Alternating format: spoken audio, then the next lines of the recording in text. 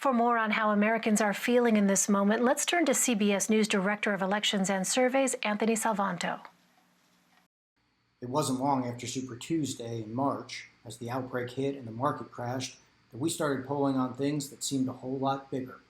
Was this a defining moment for the country, we asked, and many said yes. Would life return to normal anytime soon? And a majority feared no. In the months since, we've learned there are still big questions out there that will define the 2020 campaign and maybe who we are. As 100,000 died from coronavirus, nearly half of Americans, maybe surprisingly, still called efforts to contain the outbreak successful. Dig deeper to why, we find an open question on just what it means to succeed.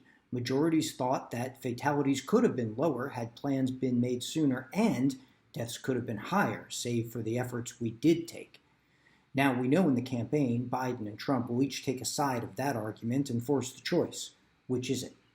On the economy, many tell us they're facing hardships now, and we know the impact has not been even. So soon, after we saw moments of unity and pride in tackling a problem, we also saw big political divisions open up over when to open up. And so much is riding on how well that goes now. And come November, what matters more? The status of the economy? Yes, people say it's bad.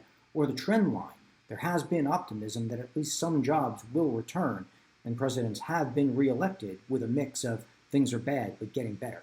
Finally, we've long seen racial divisions in our politics. Today, black voters overwhelmingly feel the president works against them. But now, we've also seen historic shifts in views that more progress can come in ending discrimination, and a big double-digit rise in those who see differences in police treatment between blacks and whites.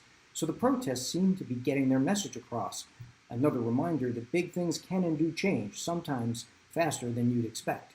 So from now until November, we'll parse the polls, talk about who you might vote for, and even debate how it is you might cast a ballot. But that big question we asked at the start in March, is this a defining moment in the country?